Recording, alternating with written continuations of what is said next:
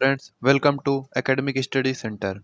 Now we will discuss about chapter number 1 of science of class 10th. ठीक है, तो class 10th का chapter number 1 रासायनिक अभिक्रियाएं एवं समीकरण हम डिस्कस करेंगे. ठीक है, तो क्लास 10th आपका इम्पॉर्टेंट है, तो 10th के पहले चैप्टर के बारे में हम डिटेल में डिस्कस करने जा रहे हैं.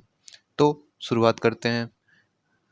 इसमें दिया हुआ है कि आपने अपने दैनिक जीवन में निम्नलिखित परिस्थितियों पर ध्यान दीजिए और विचार कीजिए कि क्या होता है. ठीक है, तो ये आपको परिस्थितियां दी हुई हैं, आप इनको ध्यान से देखेंगे और इन पर विचार करेंगे. ठीक है, कि ये परिस्थितियां क्या हैं. जैसे कि दिया हुआ है भोजन को पकाया जाता है, ये परिस्थितियां हो गई. हमारे शरीर भोजन को पचा लेता है, हम भोजन करते हैं और भोजन को पचा लेते हैं. हम सांस लेते हैं. ठीक है, ये सब सारी क्या है, ये सब सारी परिस्थितियां हैं, आप इनके बारे में अध्ययन करिएगा. ठीक है, तो आगे इसके क्या दिया हुआ है. इन सभी परिस्थितियों में प्रारंभिक वस्तु की प्रकृति तथा पहचान कुछ न कुछ बदल जाती है. ठीक है, तो जो प्रारंभिक वस्तु रहती है उसकी पहचान क्या, जैसे कि हम ऑक्सीजन लेते हैं, जैसे कि सांस लेना मान लीजिए, तो हम सांस लेने में क्या लेते हैं, ऑक्सीजन लेते हैं. ठीक है, और जब हम सांस ले लेते हैं और जो बाहर निकालते हैं, क्या निकालते हैं, CO2 निकालते हैं, कार्बन डाइऑक्साइड निकालते हैं. ठीक है, तो हम सांस लेने में क्या लेते हैं, ऑक्सीजन लेते हैं, और हम निकालते क्या है, CO2. ठीक है, तो हमने ऑक्सीजन लिया और CO2 को क्या किया, निकाला. तो क्या हुआ कि प्रारंभिक वस्तु की प्रकृति कुछ न कुछ बदल जाती है, बदल ही गई. ठीक है, पदार्थ के भौतिक तथा रासायनिक परिवर्तनों के बारे में हम पिछली कक्षाओं में पढ़ चुके हैं. भौतिक रासायनिक परिवर्तन मैंने आपको क्लास 9th में पढ़ाया था. जब कोई रासायनिक परिवर्तन होता है तो हम कह सकते हैं कि एक रासायनिक अभिक्रिया हुई है. अगर कोई हमारा पदार्थ है, उसमें क्या हो रहा है, रासायनिक परिवर्तन हो रहा है. ठीक है, कैसा परिवर्तन, रासायनिक परिवर्तन, तो हम क्या कह सकते हैं कि रासायनिक अभिक्रिया हुई है. ठीक है, तो शायद आप सोच रहे होंगे कि रासायनिक अभिक्रिया का वास्तविक अर्थ क्या है. अब आपको क्वेश्चन उठ रहा होगा कि रासायनिक अभिक्रिया ये क्या होती है. ठीक है, तो आइए देखते हैं कि रासायनिक अभिक्रिया क्या होती है.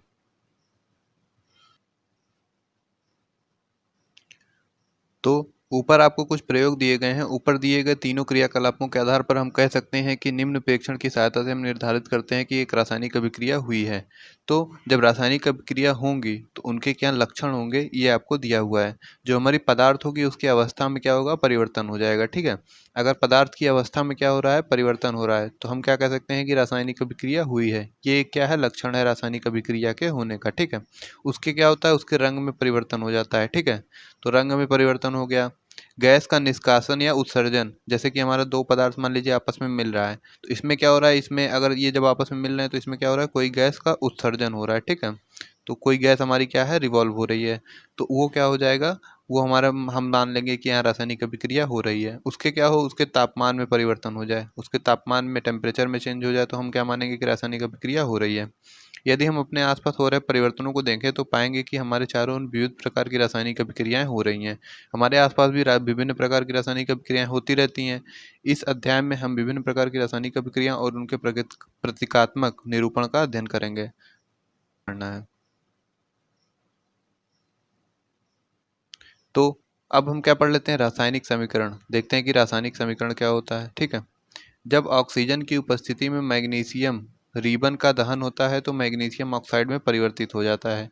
वाक्य के रूप में किसी रासायनिक अभिक्रिया का विवरण बहुत लंबा हो जाता है. इसे संक्षिप्त रूप में भी लिखा जा सकता है. इससे क्या कहते हैं, समीकरण कहते हैं. ठीक है, तो ऊपर दी गई रासायनिक अभिक्रिया का समीकरण इस प्रकार होगा.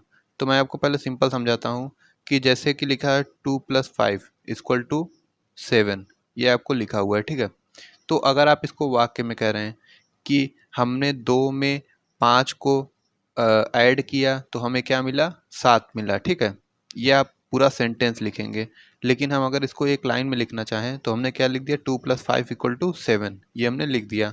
तो अगर आप इसको वाक्य में लिखेंगे तो आपको पूरा लिखना पड़ेगा कि हमने 2 में 5 को ऐड किया और हमें क्या मिला, हमें 7 मिला. ठीक है, ये हमारी पूरी लाइन हो जाएगी. तो आप इसको शॉर्ट करने के लिए क्या लिख देते हैं, 2+5=7. ठीक है, वही यहाँ पे कह रहा है कि जब ऑक्सीजन की उपस्थिति में मैग्नीशियम रिबन का दहन होता है, ऑक्सीजन की उपस्थिति में मैग्नीशियम रीजन मतलब मैग्नीशियम Mg, ठीक है, का दहन होता है तो किस में बदल जाता है, मैग्नीशियम ऑक्साइड में. ऑक्सीजन की उपस्थिति में मैग्नीशियम रिबन का दहन हुआ, ये किस में बदल गया, ये बदल गया मैग्नीशियम ऑक्साइड में, ठीक है, ये इसमें बदल गया। तो जैसे कि आपको अब रासायनिक समीकरण क्या दिया हुआ है, मैग्नीशियम प्लस ऑक्सीजन, जैसा कि मैंने आपको बताया 2+5, ठीक है, दो को हमने क्या किया, 2 में 5 को ऐड किया, हमें क्या मिला, 7 मिला। तो मैग्नीशियम को ऑक्सीजन की उपस्थिति में क्या किया, दहन किया, हमें क्या मिला, मैग्नीशियम ऑक्साइड उत्पाद मिला। तो यही आपका क्या हो गया, यही आपका रासायनिक समीकरण हो गया, ठीक है। तो जैसा कि आप जानते हैं कि हमने क्या किया, ऑक्सीजन की उपस्थिति में मैग्नीशियम रिबन का क्या किया, दहन किया, तो हमें क्या मिल गया, मैग्नीशियम ऑक्साइड मिल गया। तो हमने क्या किया, मैग्नीशियम का ऑक्सीजन की उपस्थिति में दहन किया, मैग्नीशियम प्लस ऑक्सीजन हमने क्या किया, लेफ्ट साइड रख दिया, तो हमें इसके प्रोडक्ट क्या मिलेगा, मैग्नीशियम ऑक्साइड मिलेगा, मैग्नीशियम ऑक्साइड में परिवर्तित हो जाता है, ठीक है। अगर हम इसको वाक्य के रूप में लिखते हैं तो आपको इतना लिखना पड़ेगा, ठीक है, इतना लिखेंगे तो हमारा सेंटेंस क्लियर होगा। लेकिन अगर इसी चीज़ को आप इस फॉर्म में लिख देते हैं तो भी हमारा सेंटेंस क्लियर हो गया कि मैग्नीशियम का ऑक्सीजन की उपस्थिति में दहन हुआ, ये दोनों क्या हो गए, अभिकारक हो गए। तो जिनकी अभिक्रिया होती है उन्हें क्या कहते हैं, अभिकारक कहते हैं, और जो हमारा लास्ट में हमें मिलता है उसे क्या कहते हैं, उत्पाद कहते हैं, ठीक है। तो राइट साइड वाला हमेशा उत्पाद होता है और लेफ्ट साइड वाला क्या होता है, अभिकारक होता है, ठीक है। तो आगे देख लीजिए क्या दिया हुआ है, मैग्नीशियम तथा ऑक्सीजन ऐसे पदार्थ हैं जिनमें रासायनिक परिवर्तन होते हैं, इन्हें क्या कहते हैं, अभिकारक कहते हैं, ठीक है। तो जिनमें रासायनिक परिवर्तन होता है उसे क्या कहते हैं, अभिकारक कहते हैं, ठीक है। तो अभिकारक की परिभाषा अगर आपसे पूछा जाए तो क्या हो जाएगी, ऐसे पदार्थ जिनमें रासायनिक परिवर्तन होते हैं उन्हें क्या कहा जाता है, उन्हें अभिकारक कहा जाता है, ठीक है। इस अभिक्रिया में एक नए पदार्थ मैग्नीशियम ऑक्साइड का निर्माण होता है जिसे उत्पाद कहते हैं। तो जो हमारा नया पदार्थ बनता है उसे क्या कहते हैं, उसे हम उत्पाद कहते हैं, प्रोडक्ट कहते हैं, ठीक है। तो ये आप दोनों याद रखिएगा कि अभिकारक और उत्पाद क्या क्या होते हैं।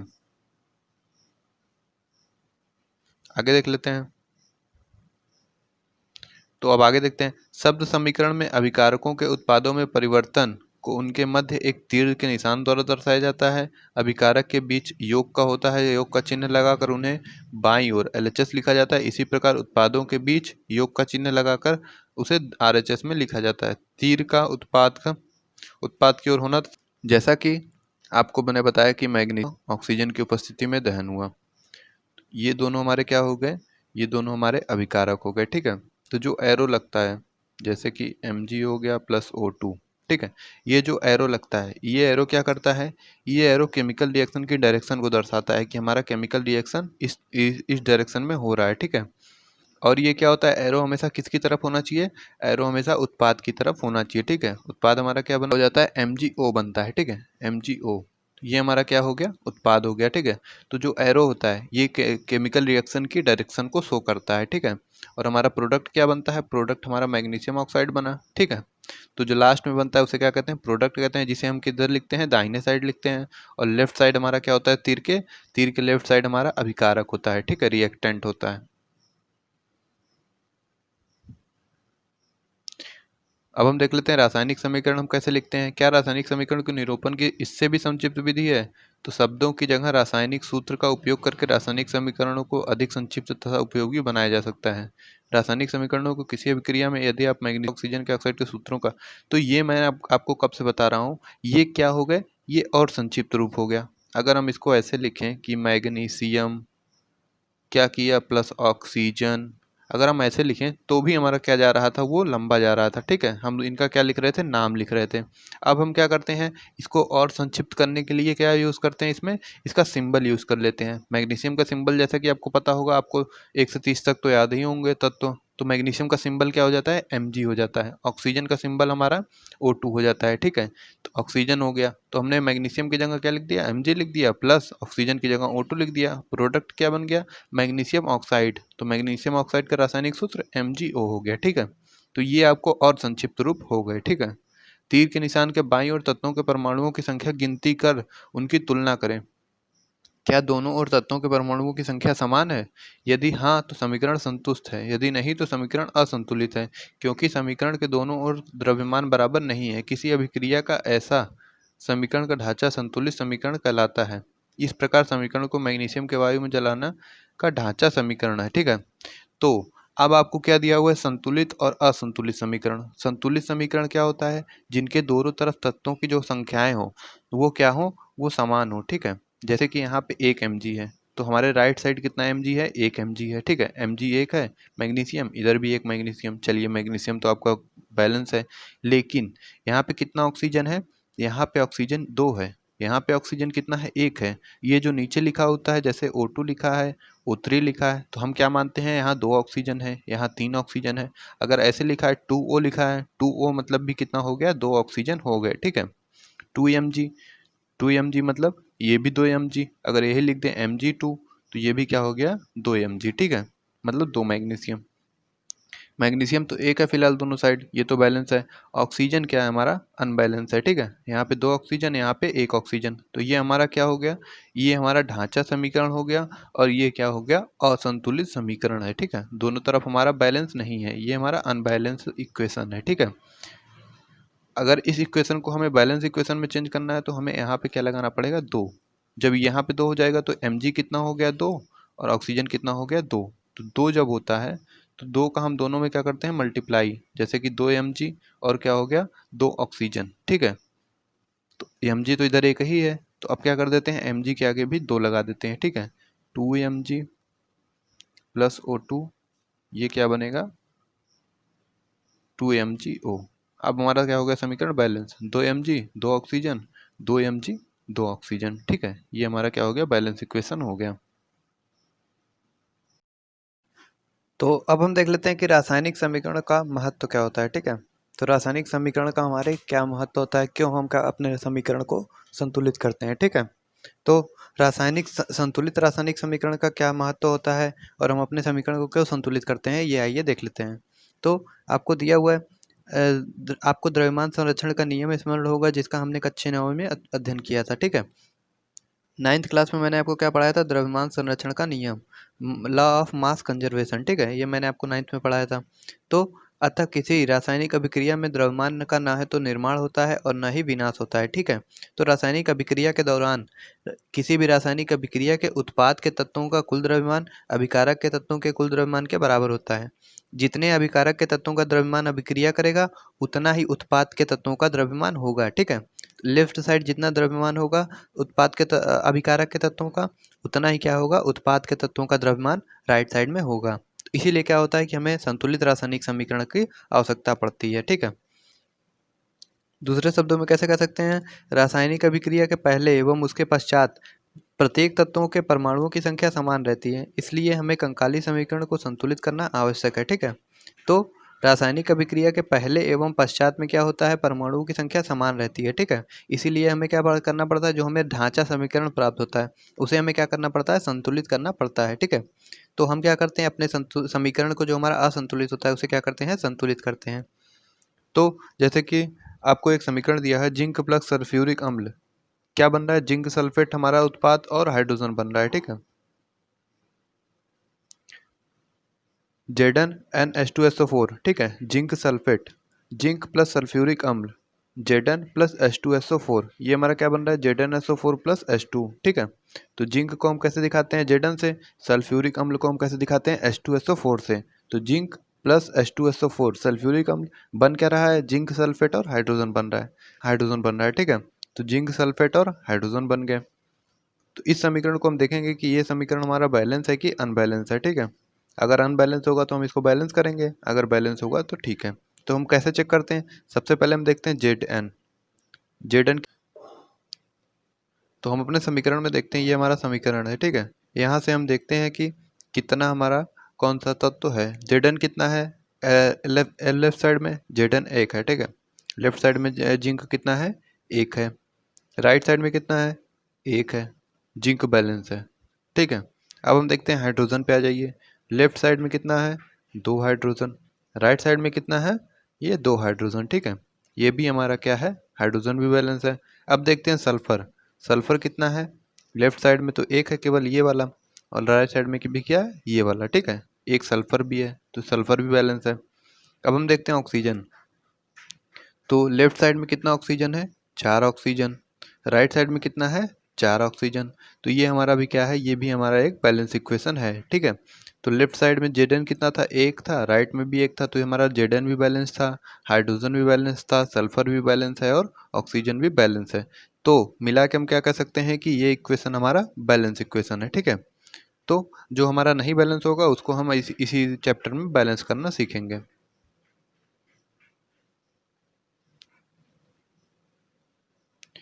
तो मैंने आपको जैसा बताया जेडन कितना था एलएचएस में, एक था, राइट साइड में भी एक था, हाइड्रोजन भी दो थे, सल्फर एक था, ऑक्सीजन कितना था, 4 था, और आरएचएस में भी 4 था। ठीक है, तीर के लेफ्ट साइड और तीर के राइट साइड। तो ये हमारा क्या था, सभी हमारे क्या है, बैलेंस इक्वेशन है। ठीक है, तो तीर के निशान के दोनों तरफ क्या है, तत्वों के परमाणुओं की संख्या समान है, इसलिए क्या है, एक रासायनिक संतुलित रासायनिक समीकरण है। ठीक है, तो जो मैंने पिछली बार आपको दिखाया वो क्या था, संतुलित रासायनिक समीकरण था। अब हम क्या करते हैं, निम्न रासायनिक समीकरण को संतुलित करने का प्रयास करते हैं। ये हम देख लेते हैं कि संतुलित है कि असंतुलित। आयरन कितना है, 1 है, इधर कितना है, 3 है, तो ये पहले ही असंतुलित हो गया। हाइड्रोजन कितना है, 2 है, इधर हाइड्रोजन कितना है, 2 है, ऑक्सीजन इधर 1 है, इधर ऑक्सीजन कितनी है, 4 है, तो ये हमारा क्या है, एक असंतुलित। इसमें आप मिलाएंगे तो ये आपको क्या मिलेगा, एक असंतुलित समीकरण। तो इस समीकरण को हम बैलेंस करना सीखेंगे कि हम कैसे समीकरण को बैलेंस करते हैं। ठीक है, तो आइए अब शुरू करते हैं समीकरण को बैलेंस करना। तो पहला चरण क्या है, स्टेप फर्स्ट में क्या करना है, किसी भी रासायनिक समीकरण को संतुलित करने से सबसे पहले प्रत्येक सूत्र के चारों तरफ क्या बना लेना चाहिए, एक डब्बा बना लेना चाहिए, बॉक्स बना लेना चाहिए। ठीक है, संतुलित समीकरण को संतुलित करते समय बॉक्स के अंदर कुछ भी परिवर्तन नहीं कीजिए। तो जैसा कि आपको ये दिया हुआ है, ये समीकरण आपको दिया हुआ है, तो यहाँ पे क्या कर लीजिए, आप डब्बा बना लीजिए। ठीक है, तो ये आप एक क्या करिए, बॉक्स बना लीजिए। ठीक है, 4 बॉक्स, तो आपको ये 4 बॉक्स बन गए। ठीक है, सबसे पहले आपका स्टेप यही है कि आप क्या करिए, 4 बॉक्स बना लीजिए, और बॉक्स के अंदर कोई भी चेंज आप नहीं कर सकते। यहाँ पे आप चाहिए 2 एफ लगा दें, यहाँ एफ 3 है, तो आप कहिए कि हम बॉक्स के अंदर ऐसे एफ 3 करके ऐसे डब्बा बना दें, तो ये अब पॉसिबल नहीं है। जो हमारा रियल इक्वेशन है उसमें क्या होगा, बॉक्स के अंदर कोई चेंज नहीं होगा। ठीक है, तो अब देखते हैं आगे। असंतुलित समीकरण में उपस्थित विभिन्न तत्वों के परमाणुओं की संख्या की सूची बना लीजिए। तो आइए, कितना हमारा है, आयरन लेफ्ट साइड में 1 है, राइट साइड में 3 है। हाइड्रोजन कितना है, लेफ्ट में 2 है, और राइट में, तीर के राइट में कितना है, 3 है। ठीक है, और हाइड्रोजन कितना है, दोनों तरफ 2। ठीक है, तो हाइड्रोजन हमारा क्या है, बैलेंस है। ऑक्सीजन इधर 1 है, और इधर 1 ऑक्सीजन है, इधर कितना है, 4 ऑक्सीजन है। ठीक है, तो ऑक्सीजन भी हमारा अनबैलेंस है और हमारा आयरन अनबैलेंस है। तो सब आप सूची बना लीजिए। अब आइए थर्ड स्टेप में चलते हैं। सुविधा के लिए सबसे अधिक वाले परमाणु वाले यौगिक को पहले संतुलित कीजिए, चाहे वह अभिकारक हो या उत्पाद। उस यौगिक में सबसे अधिक परमाणु वाले तत्वों को चुनिए। इस आधार पर हम Fe3O4 और ऑक्सीजन को तत्व को चुनते हैं। दाईं ओर ऑक्सीजन के 4 हैं, जबकि बाईं ओर केवल 1 है। सबसे पहले हम किसको चुनते हैं, सबसे पहले जो सबसे ज़्यादा है हम उसी को चुनते हैं। तो ऑक्सीजन सबसे ज़्यादा है, 4 है राइट साइड में। ठीक है, तो हम उसको क्या करते हैं, बैलेंस करने की कोशिश करते हैं। ठीक है, और ध्यान रहे कि आपको बॉक्स के अंदर क्या करना है, कोई चेंज नहीं करना है। तो कैसे हम बैलेंस करते हैं, इधर कितना है, H2O में ऑक्सीजन है, और इधर Fe3O4 में है। ठीक है, तो हम क्या करते हैं, इधर आपको 1 ऑक्सीजन है, इधर क्या है, 4 ऑक्सीजन है। ठीक है, तो हम इधर क्या करते हैं कि H2O में 4 से मल्टीप्लाई कर देते हैं। ठीक है, यहाँ पे ऑक्सीजन कितना है, 1 है, यहाँ पे कितना है, 4 है, तो हम क्या करते हैं कि यहाँ पे 4 से, बॉक्स के बाहर 4 से मल्टीप्लाई कर देते हैं। ठीक है, H2O हो गया, हमने क्या किया, बॉक्स के बाहर 4 से मल्टीप्लाई कर दिया। तो इससे क्या हुआ, हमारे हाइड्रोजन भी चेंज हो गए। हाइड्रोजन कितने हो गए, 4 से 2 का मल्टीप्लाई हुआ तो हाइड्रोजन कितने हो गए, 8 हो गए। ऑक्सीजन का 1 से मल्टीप्लाई हुआ 4 का, तो 4 हो गया। ठीक है, H2O में जब हम 4 से मल्टीप्लाई करेंगे तो हाइड्रोजन कितना हो गया, 8 हो गया, 4 दूनी 8, और ऑक्सीजन कितना हो गया, ऑक्सीजन कितना हो गया, 4 हो गया। ठीक है, ऑक्सीजन तो बैलेंस हो गया, 4 हमारा राइट साइड में थे और लेफ्ट साइड में भी 4 हो गए, लेकिन हाइड्रोजन कितना हो गया, 8 हो गया। ठीक है, ये आप बात ध्यान में रखेंगे। याद रखना है कि आवश्यक परमाणुओं की संख्या को बराबर करने के लिए हम क्रिया में शामिल तत्वों और यौगिकों का सूत्र नहीं बदल सकते हैं। ठीक है, सूत्र में हमें कोई चेंज नहीं करना। मीन्स क्या करने का मतलब है, बॉक्स के अंदर हमें चेंज नहीं करना है। तो जैसा कि मैंने आपको बताया, ऑक्सीजन को संतुलित करने के लिए हम 4 गुणांक लगाकर 4H2O लिख सकते हैं, लेकिन H2O4 नहीं लिख सकते, H2O4 नहीं लिख सकते। ठीक है, बॉक्स के अंदर कोई चेंज नहीं होगा, यही चीज़ आपको यहाँ बार बार समझा रहा है कि बॉक्स के अंदर चेंज नहीं होगा। H2 हम चाहें तो ऐसे ऑक्सीजन के यहाँ पे 4 लगा दें, इधर 4 है तो ऑक्सीजन बैलेंस हो गया। ये हम नहीं कर सकते, हम केवल क्या कर सकते हैं, अगर हमें बैलेंस करना है तो हम केवल बाहर लगा सकते हैं, ठीक है। सूत्र में हम कोई चेंज नहीं कर सकते, ये इसका एक पर्टिकुलर रासायनिक सूत्र है, इसमें हम चेंज नहीं कर सकते, ठीक है। तो क्या करते हैं, H2O4 ये हो गया। H2O4 ऐसे भी हम नहीं कर सकते, हम इसके पीछे कुछ नहीं लिख सकते, ठीक है। बॉक्स के बाहर हमने क्या किया, 4 लगा दिए, ये सब हमारा राइट, ठीक है, राइट वे है। आंशिक रूप से समीकरण को संतुलित अब इस प्रकार होगा, ठीक है। तो इस प्रकार हमने क्या किया, 4 हमारा था, हमने क्या किया, H2O के आगे 4 लगा दिया। 4 लगाने से क्या क्या चेंज आया, हाइड्रोजन कितने हो गए, 8 हो गए। H कितना हो गया, 8 हो गया। ऑक्सीजन कितना हो गया, 4 हो गया। ये हमारे इक्वेशन में चेंज आया है, ठीक है। अभी भी आयरन अनबैलेंस है, ठीक है। फोर्थ स्टेप, Fe तथा H परमाणु अभी भी असंतुलित हैं, ठीक है। तो इनमें क्या करना है, किसी एक तत्व को आगे से चुनकर आगे बढ़ते हैं, मानसिक रूप से समीकरण को संतुलित करने में हाइड्रोजन परमाणु को संतुलित करते हैं, ठीक है। तो हम क्या करते हैं कि हाइड्रोजन को बराबर करने के लिए दाईं ओर हाइड्रोजन परमाणु की संख्या को 4 से क्या कर देते हैं, गुणा कर देते हैं, ठीक है। तो इधर हाइड्रोजन कितने हो गए, मैंने आपको जैसे बताया कि 4 हमने गुणा किया और 2 पहले से थे, तो 4 गुणा किया हमने, 2 पहले से थे, कितने हो गए, 8 हो गए, ठीक है। इधर क्या करना है, इधर हमारे कितने थे, H2 था। अगर हम इधर क्या कर दें, 4 से गुणा कर दें तो क्या हो जाएगा, 4 दूनी 8, इधर भी हो जाएगा कि नहीं, ठीक है। तो हो गया, हमने क्या किया, 4 से H2 में गुणा कर दिया। अब क्या है, Fe 8 हाइड्रोजन, अब क्या था, 4 ऑक्सीजन, 4 ऑक्सीजन बैलेंस है, ऑक्सीजन और ऑक्सीजन बैलेंस है। हाइड्रोजन कितना है, हाइड्रोजन 8 है। अब हम क्या करते हैं, यहाँ 4 से मल्टीप्लाई, बॉक्स के बाहर 4 से मल्टीप्लाई कर देते हैं, तो हाइड्रोजन कितना हो गया, 4 दूनी 8 हो गए।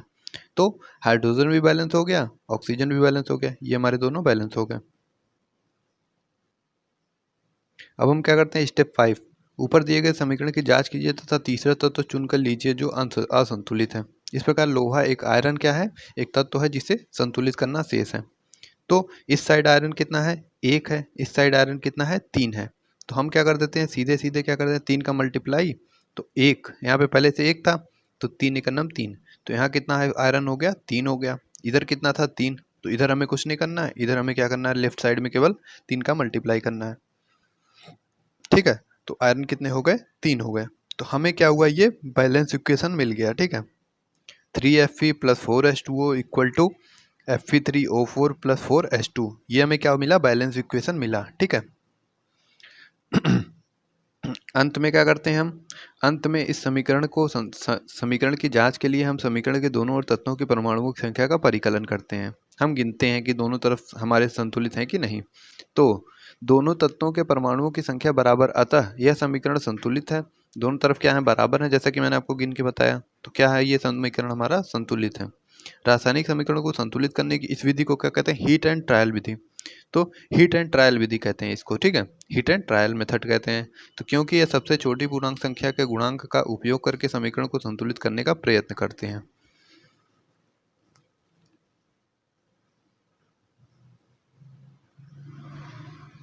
स्टेप 7 क्या दिया हुआ है, भौतिक अवस्थाओं के संकेत के में लिखना।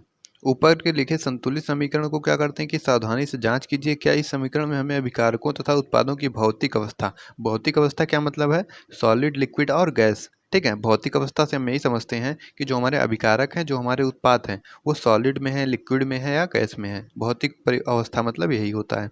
इस समीकरण में उनके भौतिक अवस्थाओं की कोई जानकारी नहीं है। तो जैसा कि ये आपको पिछला समीकरण आपको दिया हुआ है, यहाँ आपको क्या है, यहाँ आपको कोई भौतिक अवस्था के बारे में जानकारी है, नहीं है, कि आयरन हमारा कैसे है, सॉलिड है, लिक्विड है, गैस है, कैसे है, कोई जानकारी नहीं है। तो अब क्या करते हैं,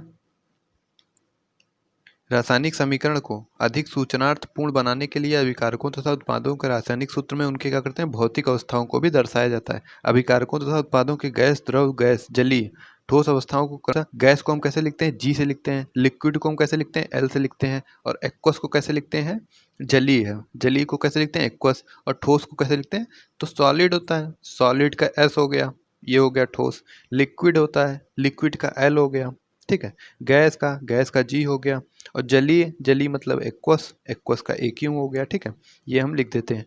तो यहाँ पे लिखा है 3FeS, FeS मतलब आयरन क्या है, सॉलिड फॉर्म में है। H2O, H2O गैस है। यहाँ पे H2O जल नहीं है, यहाँ पे H2O गैस है, मीन्स क्या है, H2O की वेपर है। ठीक है, यहाँ पे अगर L रहता तो ये हमारा क्या रहता, वाटर रहता, लेकिन H2O G है। G मीन्स क्या है, वेपर है, वेपर मतलब वाष्प है, जल की वाष्प। ठीक है, और ये क्या है, Fe3O4, ये क्या है, सॉलिड है, मतलब ये भी हमारा ठोस है। और H2 क्या है, गैस है। ठीक है, हाइड्रोजन क्या है, गैस है। तो इससे क्या क्या हुआ, आपको उनकी स्टेट के बारे में पता चल गया। ध्यान दीजिए, समीकरण 1 में H2O के साथ G का चिन्ह का उपयोग किया गया है। यह दर्शाता है कि इस अभिक्रिया में जल का उपयोग भाप के रूप में किया जाता है। जैसा कि मैंने आपको बताया, हमारी क्या यूज हो रही है, जलवाष्प यूज हो रही है। मीन्स जल का उपयोग किस रूप में करते हैं, भाप के रूप में करते हैं। प्रायः हर रासायनिक समीकरण में भौतिक अवस्थाओं को शामिल नहीं किया जाता है जब तक कि आवश्यक ना हो। तो आवश्यक ना हो तो हम इतना लंबा नहीं लिखते कि सॉलिड है, लिक्विड है, गैस है, भौतिक अवस्थाओं को मेंशन नहीं करते। ठीक है, कभी कभी रासायनिक अभिक्रिया की परिस्थिति जैसा कि ताप, दाब, उत्प्रेरक आदि को तीर के निशान के ऊपर दर्शाया जाता है। ठीक है,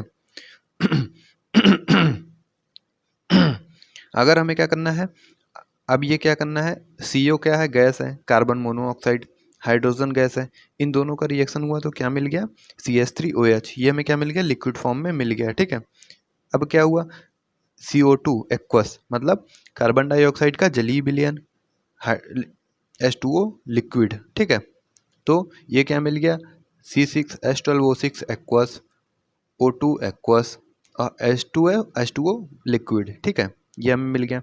तो यहाँ पे क्या करा है कि कभी कभी अभिक्रिया की परिस्थितियाँ जैसे कि ताप, दाब, उत्प्रेरक आदि को हम कहाँ लिखते हैं, तीर के निशान के ऊपर।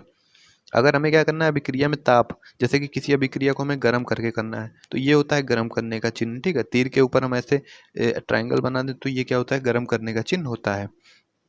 लेकिन कितना टेम्परेचर गर्म करना है वो हम क्या करते हैं, इसी तीर के ऊपर लिख देते हैं। कितना प्रेशर हमें लगाना है वो क्या कर देते हैं, तीर के ऊपर लिख देते हैं। तो प्रेशर और टेम्परेचर, ठीक है, तीर के ऊपर हम लिख देते हैं। तो ये आपको प्रेशर लिखा हुआ है कि इतने प्रेशर पर ये रिएक्शन होगी। यहाँ पे क्या लिखा हुआ है, सूर्य का प्रकाश, क्लोरोफिल, ये हमारे क्या हो गए, ये तीर के ऊपर लिखा है, मतलब ये एक कंडीशन है कि इसी कंडीशन पे ये रिएक्शंस होंगी। ठीक है, तो आपको प्रश्न दिए हुए हैं, hydrogen plus chlorine, hydrogen chloride, H2 plus Cl2 क्या बन गया, HCl, ये आपको बन गया। ये बैलेंस कैसे होगा, बैलेंस करना इसको पड़ेगा। हाइड्रोजन कितना है, 2, क्लोरीन कितना है, 2, हाइड्रोजन 1, क्लोरीन 1, हम यहाँ कर देते हैं 2 का मल्टीप्लाई, यहाँ डब्बा बनाया, यहाँ क्या कर दिया, 2 का multiply, 2 hydrogen 2 Cl2, 2 chlorine 2 hydrogen हो गए, हमारा इक्वेशन क्या हो गया, बैलेंस हो गया। ठीक है, इसी प्रकार आप सारे सवालों को करेंगे। जो नहीं आएगा आप मुझे कमेंट बॉक्स में कमेंट करके बताइएगा। अब हमें पढ़ना है रासायनिक अभिक्रियाओं के प्रकार, जिसको हम पढ़ेंगे नेक्स्ट वीडियो में। Thank you friends, thanks for watching, like share and subscribe my channel. Thank you friends.